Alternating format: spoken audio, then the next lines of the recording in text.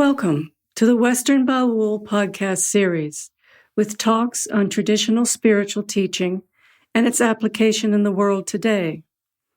The intention of the series is to offer something useful for those who are drawn to study themselves and engage practice on a spiritual path.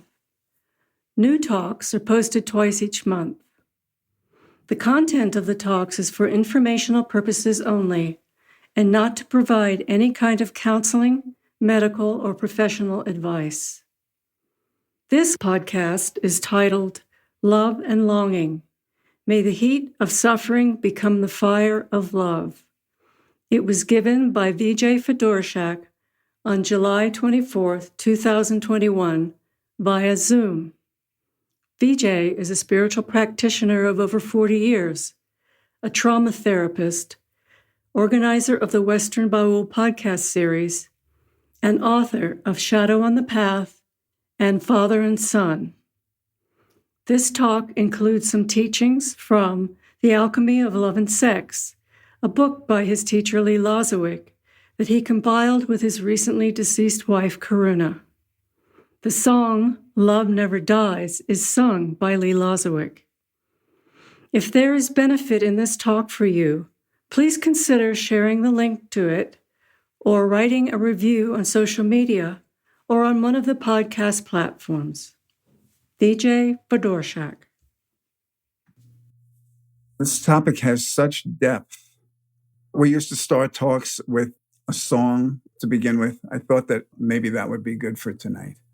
So I'm going to play the song Love Never Dies. And then we'll talk a bit about this vast subject.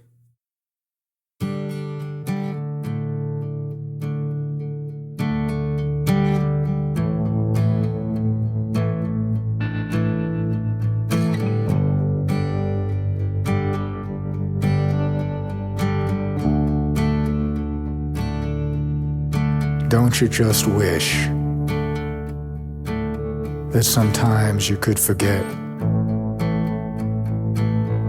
when the pain's too much? But she ain't left you yet, and you're ready to get on with another new life. But the old one is cutting you like a surgeon's knife. Love never dies, love never dies. Here when your heart has been split in two, and you're cursing the sound of her name. Love never dies, and it's a goddamn shame. Even when you started, and happiness has come, somewhere down in the depths, she still holds a gun, and it's pointed right straight at your head. She's nothing but history, but you're still being bled. Love never dies, love never dies. Here when your heart has been split in two, and you're cursing the sound of her name. Love never dies, and it's a goddamn shame.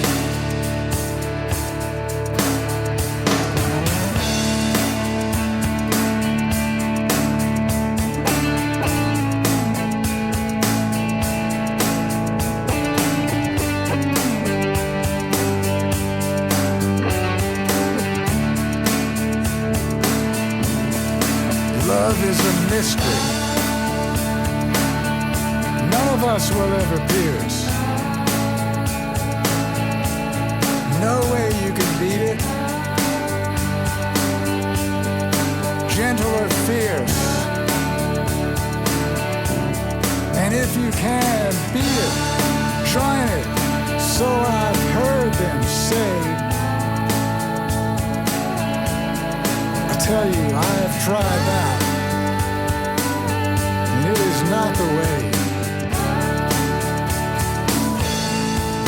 Love never dies, love never dies, even when your heart has been split in two.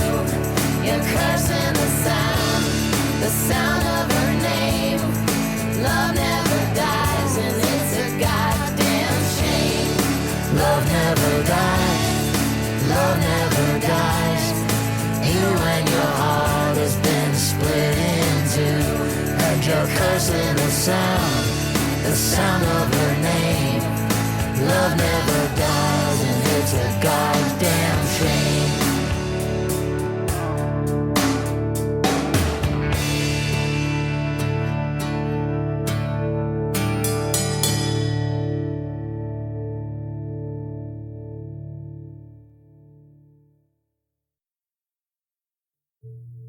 I was walking around today, and there is this bird, a hawk, maybe, I don't know.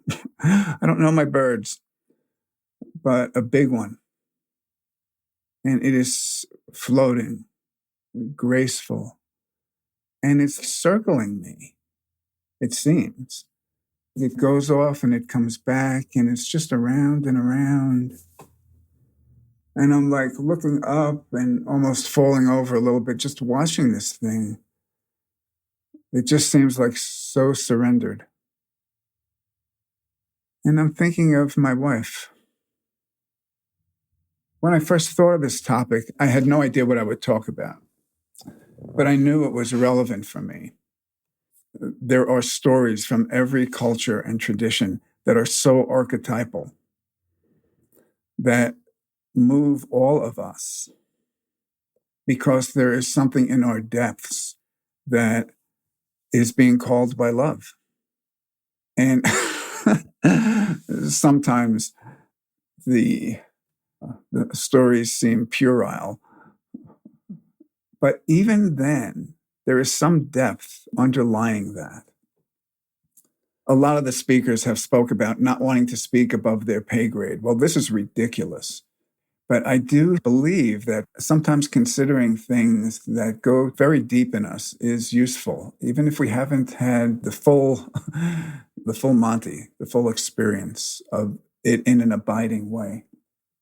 I really believe that love and longing takes us to the heart of God and who we are. And this consideration of love and separation seems key. But first, I feel compelled to begin on a more realistic level. We all start with conventional relationship. We grow up in families that are dysfunctional, where conflict and relational instability are common. There are degrees of this. So one of my other passions is in working with trauma as a therapist. In terms of conventional family circumstances, some are way more extreme, obviously, than others which are less extreme. On the more extreme end, there are people who grow up in families and have several ACEs. ACEs are adverse childhood experiences. There was a research study done in the mid-90s, 95 to 97 it started, in which 10 very simple questions were asked. Of 17,000 health plan members, it was done by Kaiser Permanente and a couple of researchers.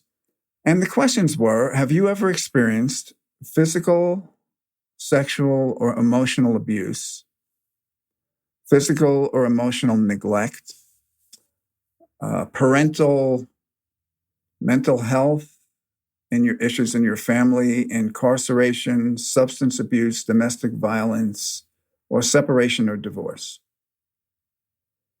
And you would just get 1 point for each one that you had. And as it turns out, 67% of the people who participated, by the way, 75% of them were white, middle class people, not lower income people. 67% of the people had at least one ace. And if you grow up in a situation where that's the case, in all likelihood, you model relationships that are dysfunctional in some ways. I think everybody should know about this study because we live in this world. If you have 4 or more aces, you are 4 times more likely to be depressed, 12 times more likely to be suicidal, and on and on and on.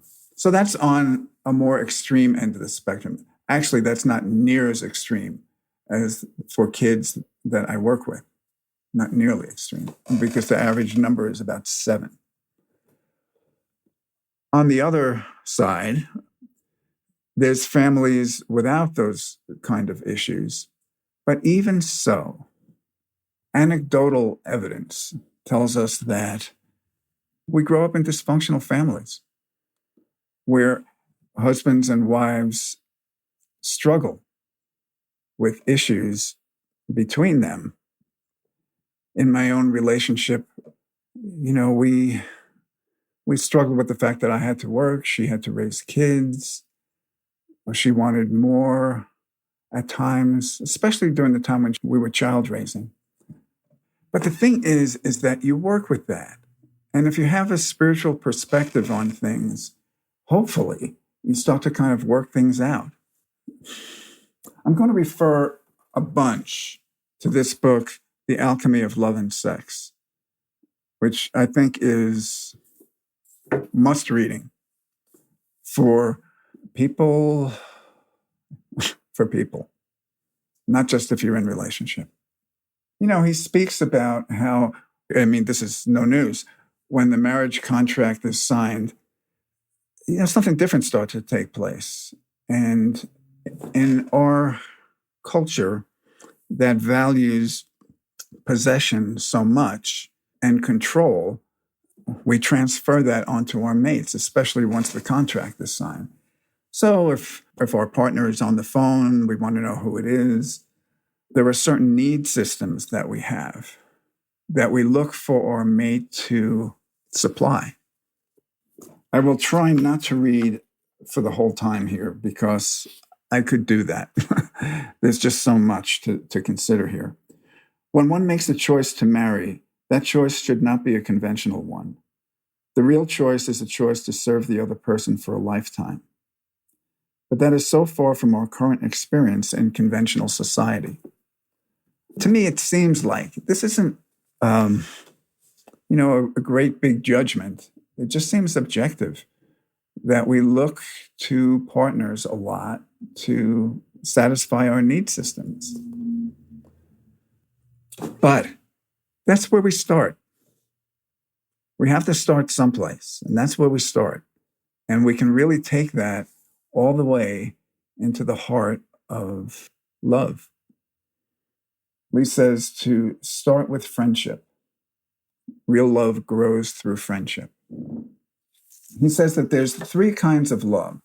On another occasion, he might have said that there were 4 or 6 or 2.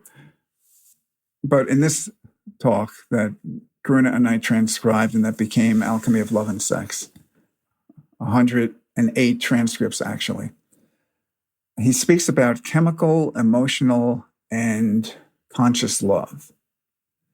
So chemical love, I think we all understand that. In thinking about this talk, I was thinking, what could I say about chemical love? It's obvious, right? But then I start realizing, well, this is like animalistic in a way, and we're all animals, and no need to apologize for that. But how to work with that? In my Yahoo newsfeed, I get stories about animals or videos of animals. I don't know. I went to Peru with my daughter Lalana.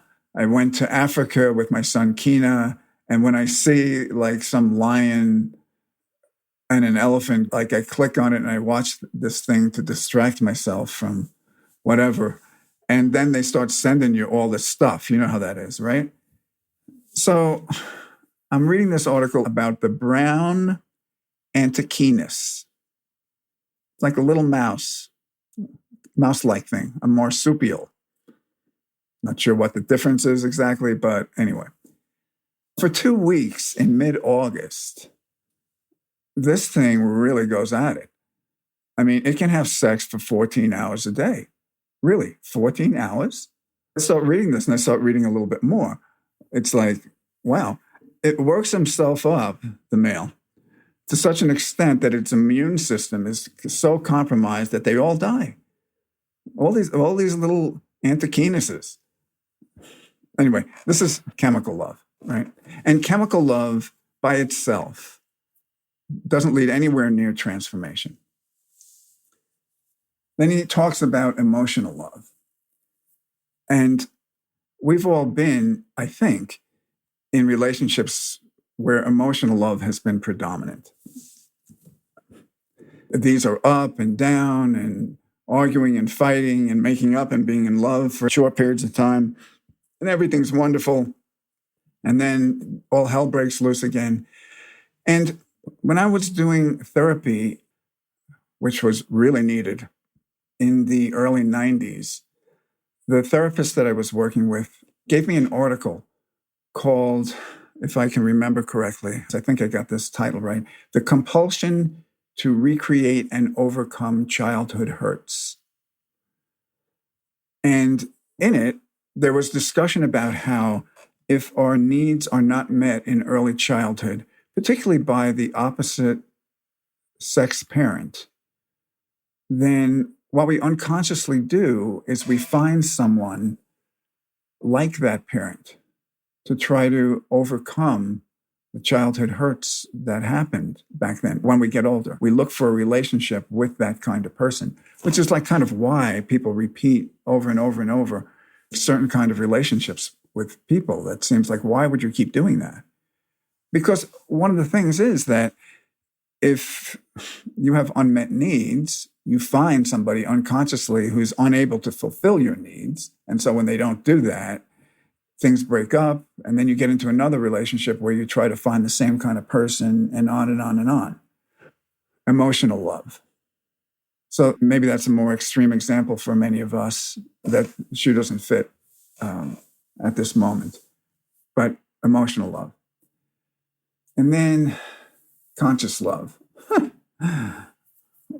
We'll talk a little bit about that as we go along.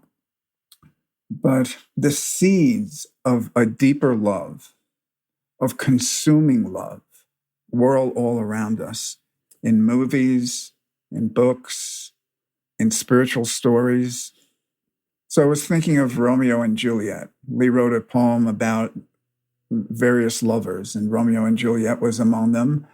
And in this story, and many of you probably know this story, Romeo's family is feuding with Juliet's family. They don't even know each other, right? So Juliet's family is throwing a feast. And Romeo decides with a buddy that he wants to attend. The reason I decided to for sure talk about this was because as I was bringing the things that I need to give this talk into this space, I came across a mask, and Romeo apparently got into the feast, even though he was from a feuding family, by wearing a mask, which I guess all the attendees did. And he sees Juliet, and they fall in love instantly, deeply. And you remember, the one thing that people remember about the story, I think, is the line by Shakespeare. You know, as he leaves the party, Juliet, like, I think this is the time when it happens, she opens her window and she's looking out and she sees him, and he says, "Parting is such sweet sorrow that I say good night till it be morrow." We get so involved in relationships that we don't realize, really, that we will be separated from our beloved. In this story, I don't know if you remember this, they actually get married by a friar who prepares a sleeping draft for Juliet so that she will appear to be dead And, I forgot to mention this. At the feast, there's a fiance that is supposed to marry Juliet, and she doesn't want to marry him. So she decides she's going to take the sleeping draft, pretend to be dead. The fiance is going to come, see that she's dead, and then Romeo is going to come and whisk her away. Well, the friar wants to send a messenger to get Romeo. But what happens is that the messenger can't leave because of the plague. And so Romeo doesn't know that Juliet has just taken the sleeping draft. And when he shows up, he thinks that she's dead. And so he takes poison himself and dies. And she wakes up and sees that he's dead, and then she stabs herself. All right. The seeds of longing are in so many stories. I found myself, this is actually not hard to admit, like weeping in watching some clips of the Titanic. There are fictional people in the movie about a historical event, but to me, it's actually really moving, the whole story, to watch it. It starts with 100-year-old Rose. So Rose was on the Titanic with Jack, these fictional characters, Kate Winslet and Leonardo, right?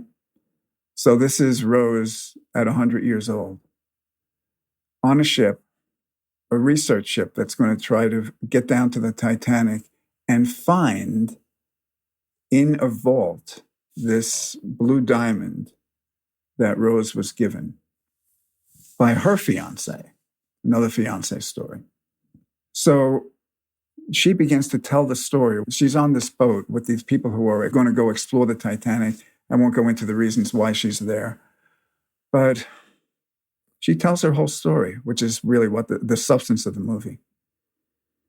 Rose is going to Philadelphia to get married to someone she doesn't want to. She's going to commit suicide, jump off the side of a ship. And Leonardo DiCaprio, Jack Dawson, sees her and coaxes her back off the ledge. And they have this experience for 4 days. It's nice when love goes for just like 4 days. You know, it's all wonderful. When you're with someone for 40 years, that level of passion ebbs and flows. But she gets this blue diamond from her fiance, but she doesn't want to marry him. And through contact with Jack, I've read some things about this, her animus gets enlivened. She starts to assert herself in a way. She's not going to take being slapped around. And she is spending time with Jack Dawson, and they fall in love. And she asks him to sketch her wearing only her blue diamond. So she decides that she's going to run away with Jack when they get to Philadelphia and not marry this guy. Probably keep the blue diamond. But iceberg. I mean, you've seen the movie probably. They're on the front of the ship with their arms out in the wind and all that. Well, it's the opposite as the ship is going down. And there are just hundreds of people in the water. And Jack gets Rose on a door, but there's not enough room for him. There's all these comments on the internet about whether Jack actually could have gotten on the door, but we won't go there. One of the things about conscious love is putting the other's best interests first, always.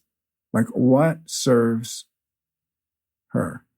And the seeds of deep consuming love I've found in this movie that grossed, I don't know how many 100 million. Jack is dying of hypothermia and telling Rose, making her promise to keep living, making her promise. And she does. She ends up having a family, having some kids, and now she's 100 years old. And she's on the ship telling her story. And at the end of the movie, you see this 100-year-old woman walking to the edge of the boat that she's on that has the people on it who have either gone down or are going down, I can't remember, to the Titanic, and trying to find the vault that they think may have this blue diamond, or maybe they've discovered that it's not there already, I'm not sure. But she's at the edge of the boat, looking down into the water that she looked down on 84 years earlier. And she pulls out of her pocket the blue diamond. She had it the whole time. They're going down trying to find it, but she had it. And she takes it. The woman she's a great actress. You could just feel everything that she's holding. Her honor for Jack, her love for him, even though she's married and has kids, that she's kept in her heart all these years. And she lets it go. She lets everything go. She just drops it into the ocean. Love in separation from the beloved. Beloved with a small b. Another person is the doorway to the beloved with a capital B. I've heard. Beyond my pay grade. But I've heard. So I wanted to speak about some spiritual stories and then maybe some of the principles that we might consider. But I kind of wanted to make it mundane in a way, contemporary, in our time and place, because these principles apply in our lives, like now. And it's not just between man and woman.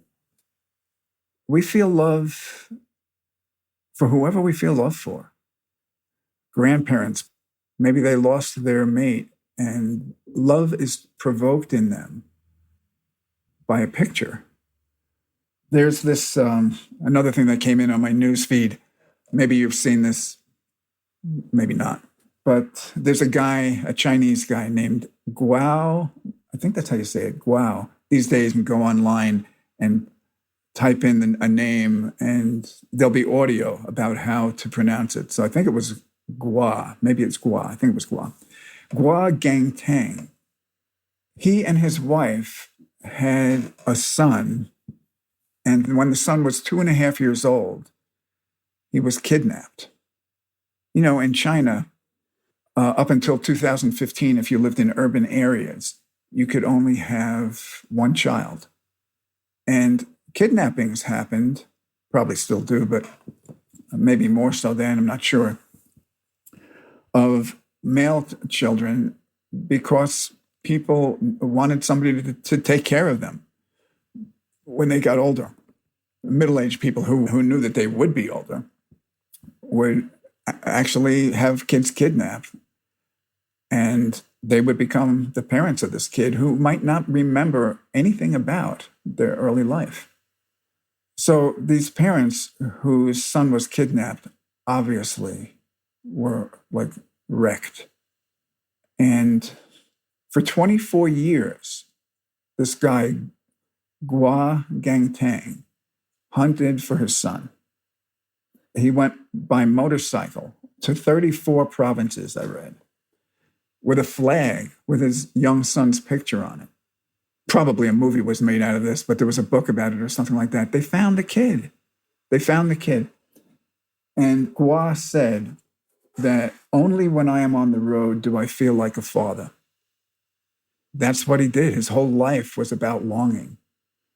You know, and then they found the kid, and now everybody all over the world hears about the story.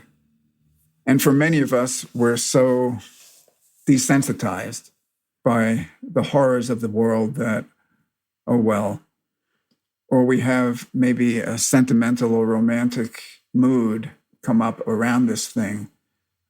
But I think that anyone who has had some kind of loss like that can really touch the mood that gets created by love in separation. Next part of the talk is going deeper. Thank you for your attention, by the way. Obviously, this is very meaningful for me, this topic. If anyone would like to speak at any point, please just unmute yourself and go ahead. Yeah, go right ahead, please.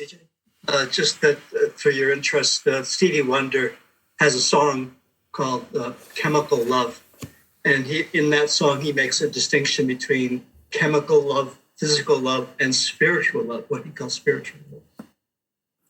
Yeah, well, Stevie Wonder probably knows something about loss. Yes. When you've experienced some loss, you can feel very deeply. Yeah. Do I want to read about conscious love? It's just kind of important.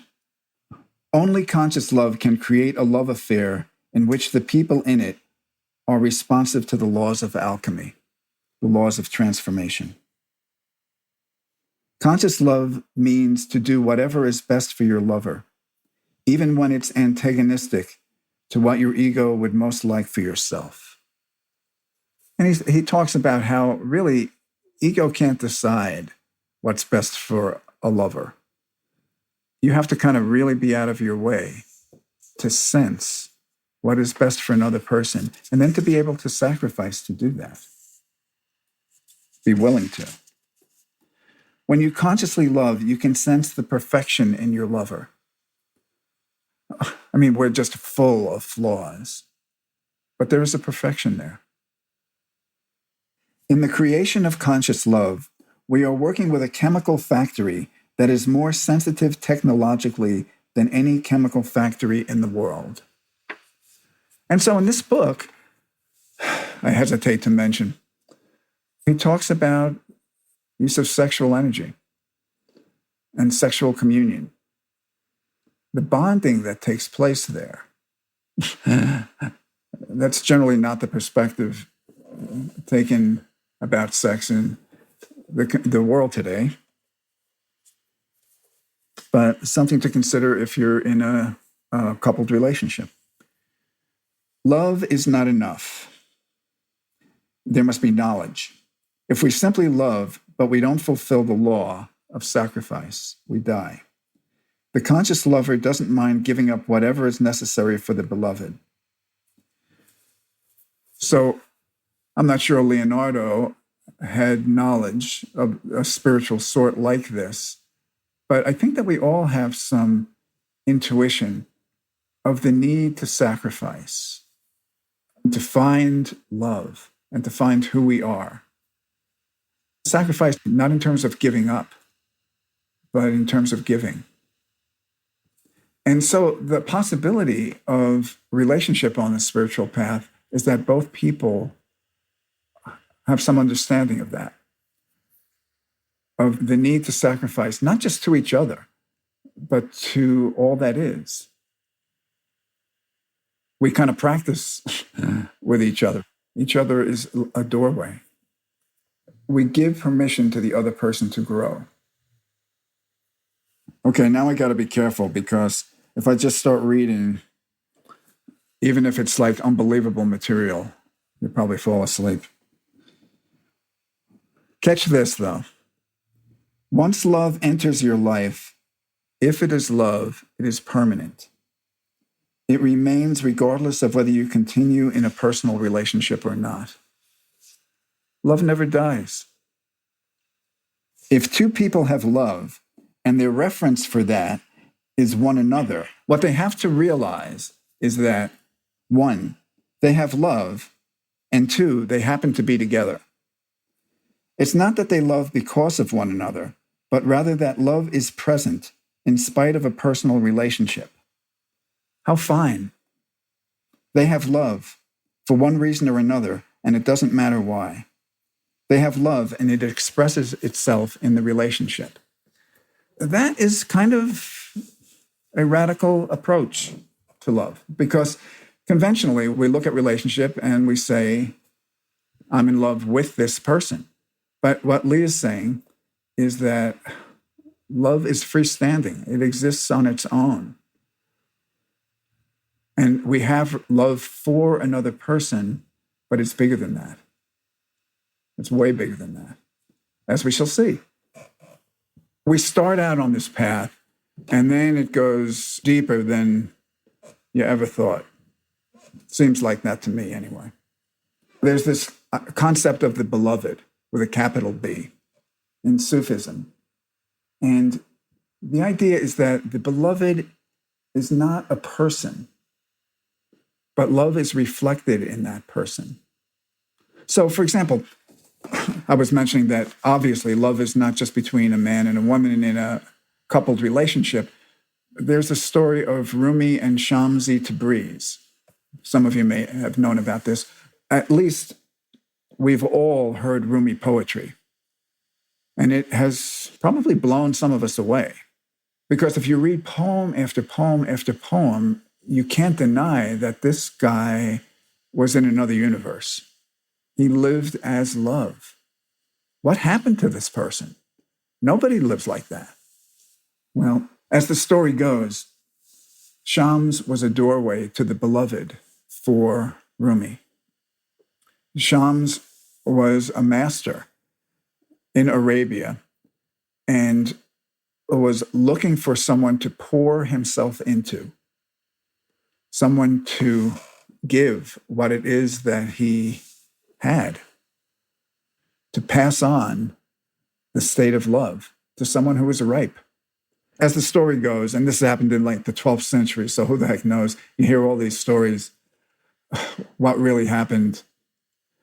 But the point is the essence of the story, not the details. So Shams has a vision that he should go to Konya. And while he's in Konya, he runs across a scholar teaching at a college, I think a religious institution or something like that. I don't know what his name was at the time, but he becomes Rumi. And he recognizes right away that this is the person somehow. He's sitting on a bench or something. He's got a stack full of books, kind of like the stack full of books I have around me here. And there are several stories. Probably none of them are accurate, but one of them is that Shams takes the books and throws them down the well that's right next to him. And he says to Rumi, "Do you want me to retrieve them? They will be dry." And Rumi looks at him and he sees Shams, who Shams is.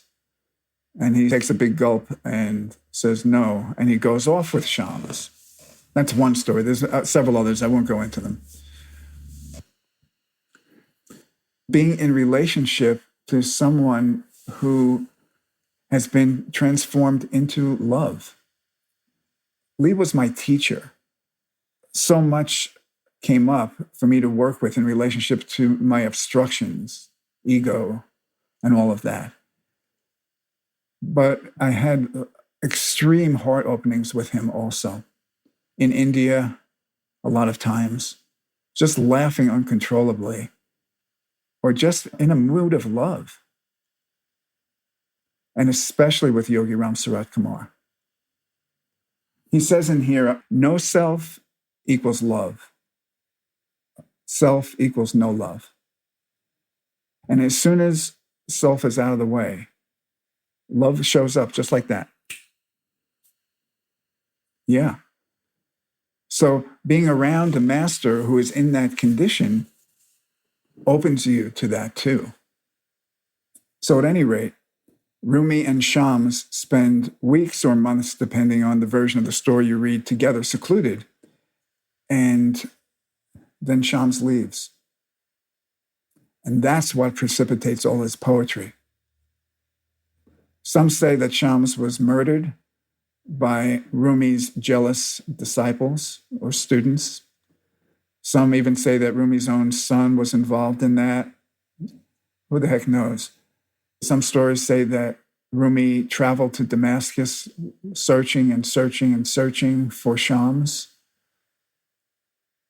But what seems clear, well, I mean, we don't know, but what seems clear is that Shams disappeared. And this longing that was created in Rumi somehow transformed him. I'm going to read the back cover of a book that I bought in probably 83 or 84. I came across this book And it just blew my mind, blew my doors off. I'll read some of the poetry, a little bit. I drained this cup. There is nothing now but ecstatic annihilation. Were I ever other than this, I regret being born. If forever it is this, I'll trample both worlds and dance ecstatic forever. O Shams, I am so drunk. What can I say, but I am so drunk on love. I'm going to read a little section of another poem. The way of Moses is all hopelessness and need, and it is the only way to God. From when you were an infant, when has hopelessness ever failed you? Joseph's path leads into the pit. Don't flee across the chessboard of this world, for it is his game, and we are checkmate, checkmate. Bring 100 sacks of gold, and God will say, bring the heart. And if you bring a dead heart, carried like a coffin on your shoulders, God will say, oh, cheat, is this a graveyard? Bring the live heart, bring the live heart. O seeker, though you have broken your vows 100 times, come again, come again. For God has said, though you are on high or in the pit, consider me, for I am the way. This topic is about bringing the live heart, is about animating the live heart in our lives. It's not something that we do. It's something that kind of happens to us. One of the talks that got transcribed that's in Alchemy of Love and Sex is entitled, Once in Love, You Must Pursue It to the End. Where does that lead? I think I'll tell the story about Layla and Majnun. Maybe this is the last story, but it's so impactful. There's Layla and Majnun, they're in Arabia, they're going to school, and for whatever reason, they look at each other and they just fall in love. They are lost in each other. They don't understand what's going on. Did you have that kind of experience when you were a kid of just falling for somebody? Your first love, something like that? I mean, that's kind of my reference point for how things might have started between them, but where it went, oh my God. I mean, it's totally consuming love of that order. So Majnun and Layla, they start spending a little bit of time together, and everybody starts noticing in the school, and they start talking, you know how kids do, even probably in Arabia way back then, however many centuries ago it was. Everybody's talking, it's all the buzz. And Layla's family doesn't like it. Layla's father is royalty of some sort. And he decides to pull her from school. And Majnun, whose name is actually Quays, is devastated. And he starts wandering around town, lost, saying Layla's name. Layla, Layla. And people start calling him Majnun, which means madman, because he's so lost in this. And he starts reciting poetry. And so kids, I guess, like to tweak him a little bit.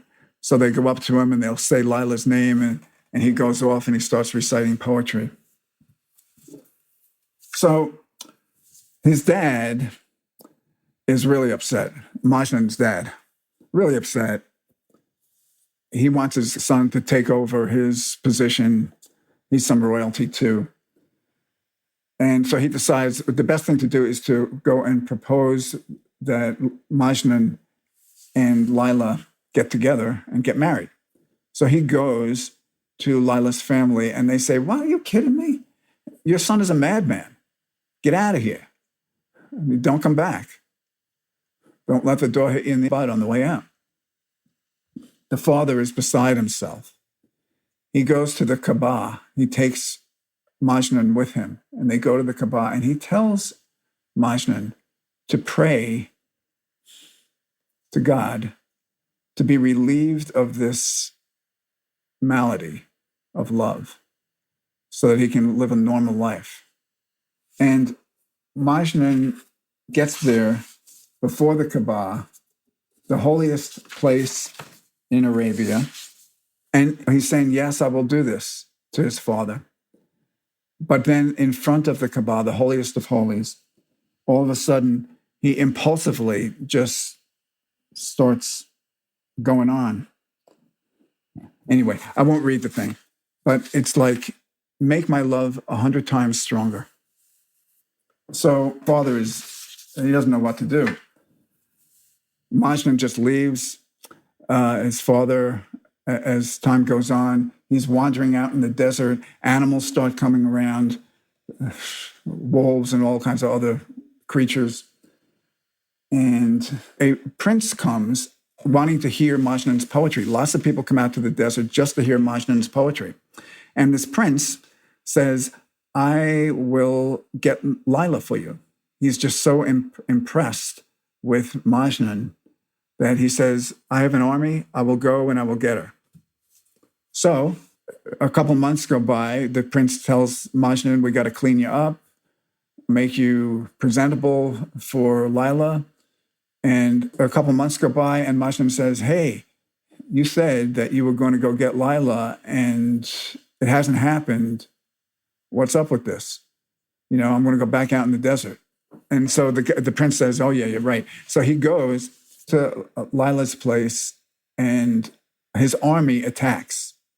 And Majnun is walking around the field and he realizes that this is Layla's family that's being killed. And Layla is going to be devastated by this. And so he starts rooting for the other side. He starts rooting for Layla's family instead of the army that's supposed to try to get Layla for him. So they all give it up, stop fighting. A young man comes out into the desert, and I don't know, there's a lot to this story. I guess maybe I'll just jump to these last two parts.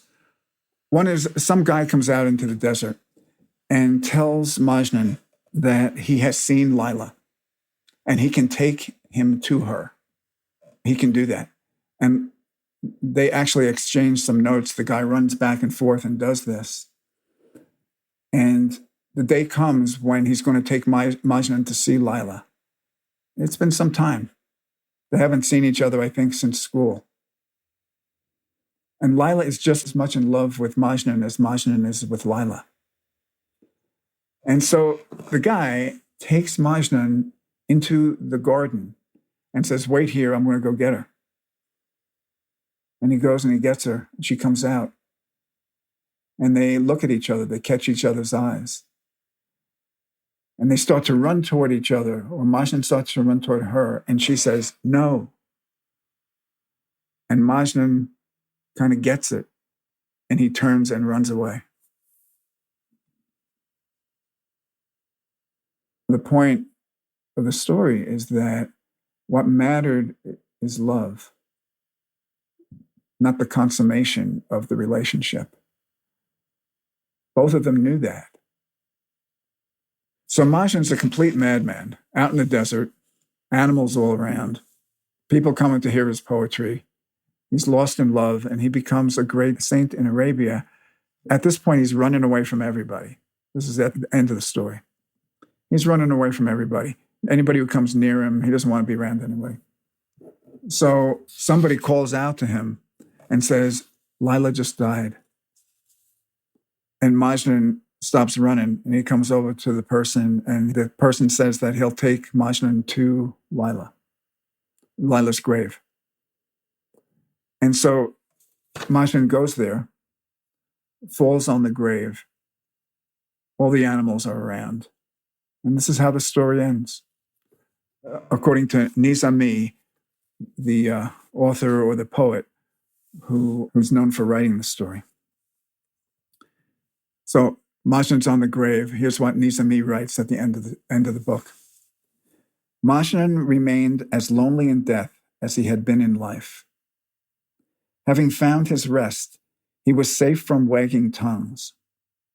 For a long time, no one knew. No curiosity disturbed his slumber. Some say that he remained laying on the grave of his love, where he had died, for a month or two. that as much as a year passed, people thought him still alive. Whenever they came to watch from afar, they saw wild animals surrounding the grave. Protected by them, Majnun slept safely like a king in his litter. Patiently they waited, and Layla's tomb seemed to have become a home for the roving beasts. Afraid of such guardians, people did not dare to approach. They thought and said to one another, "The stranger is lying on the grave as usual." Thus the dead man was left alone. Even beasts which feed on carrion did not touch him. What little remained of him fell into dust and returned to earth. In the end, nothing was left but his bones. Then only did the wild animals abandon their watch. One after the other, they disappeared in the wilderness. When the magic lock had been removed from the hidden treasure, people approached to solve the riddle and found what remained of Majnun. Death had completed his work so well that no one felt fear or disgust. The white shell, its pearl vanished, was washed clean, and men let jeweled tears of mourning flow into it. They all wept, members of Majnun and Layla's tribes, as well as others, strangers of pure heart, mourning the lovers, renting their garments in lamentation. And Majnun was buried at Layla's side. Then there's a final poem. Two lovers lie awaiting this tomb, their resurrection from the grave's dark womb. Faith in separation, true in love, one tent will hold them in the world above.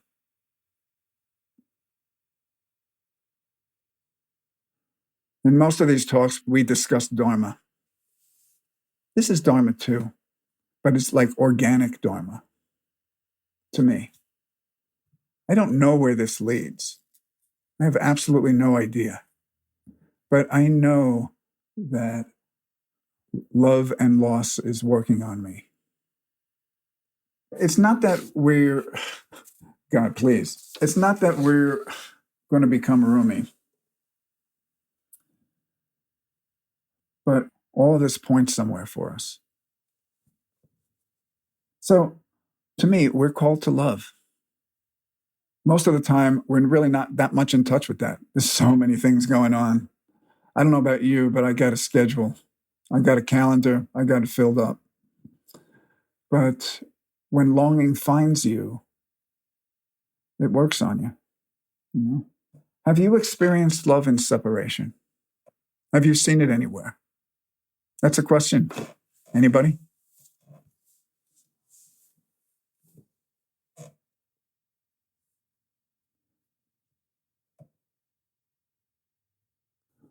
All right, I'll conclude.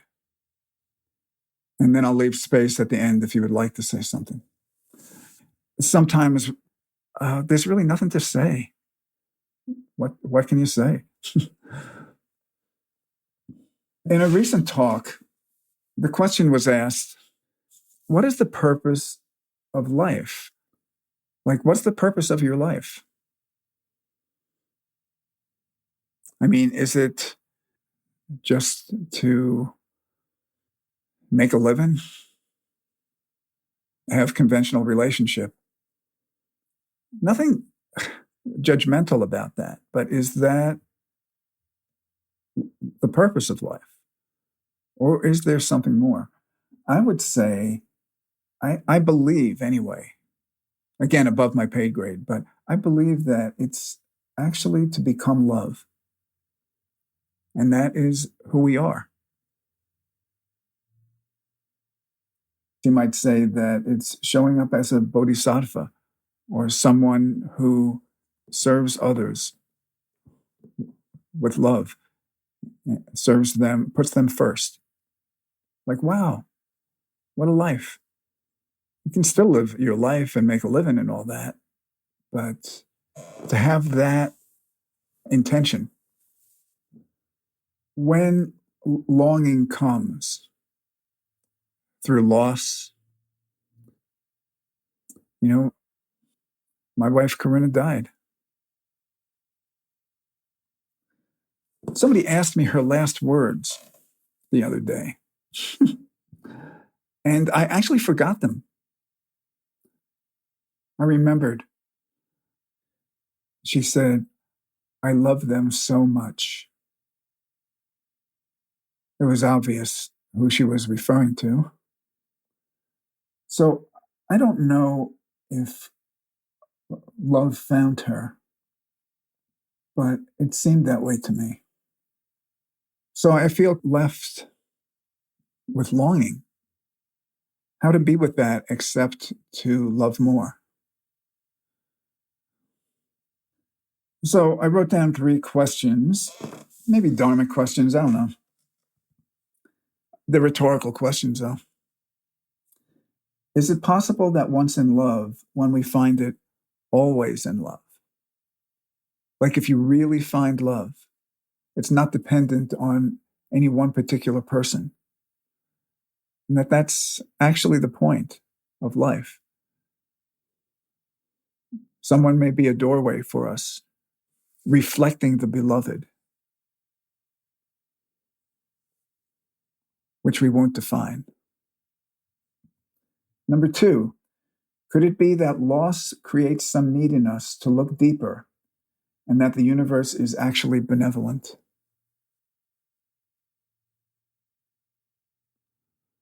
I don't want to know about that, but longing finds you. And there's no going back. So if there's no going back, the only way out is through. That's in The Alchemy of Love and Sex. And the third question, can being with love and longing take us to the very heart of God and who we are?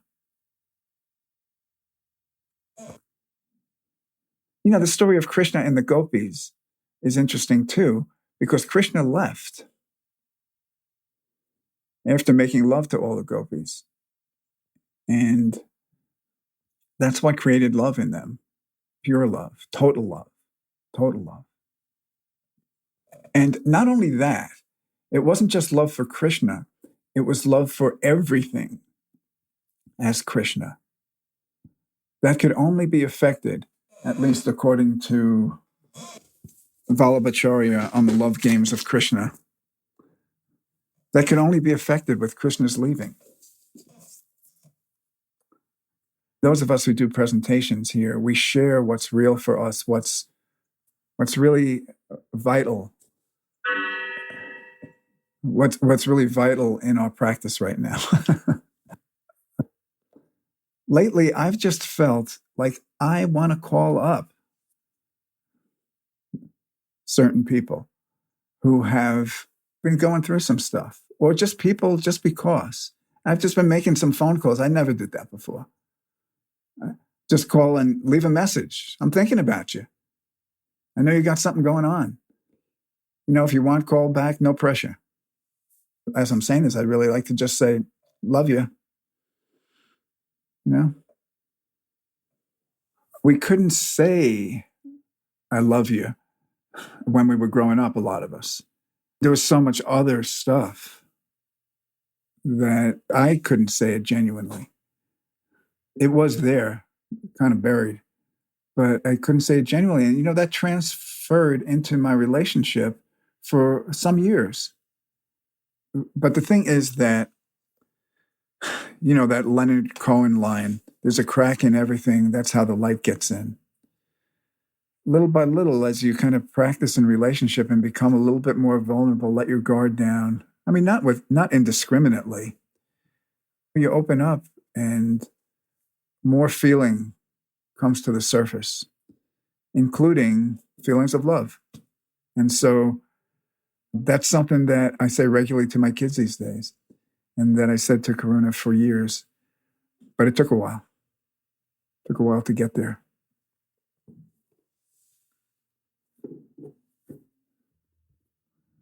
You know, love changes over the years. What you take love at in your 20s is different than it is in your 30s and 40s and 50s. I think I'll read something. You know, we got 4 minutes left. I'll use the time because I think the subject deserves it. This is defining love. Basically, what we keep seeing is what love isn't. And the more we see what love isn't, the more we appreciate what it is, whatever it is. One comes to realize that to embody love is an outpouring, not a need or a reliance or an external taking in. As one becomes more a student of love, one realizes that one either loves or one studies love. You can't exactly define love, but what you can do is develop a question about love, which will continue to be refined with more and more clarity and distinction. It's not that you are always weighing things against what love is, but your experience serves to refine the question so that your focus becomes more and more singular, less and less fuzzy.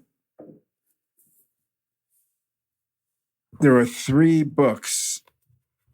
I have them here. I was going to read some of Lee's poetry to Yogiram Sarat Kumar, but didn't get to do it. But here's Death of a Dishonest Man.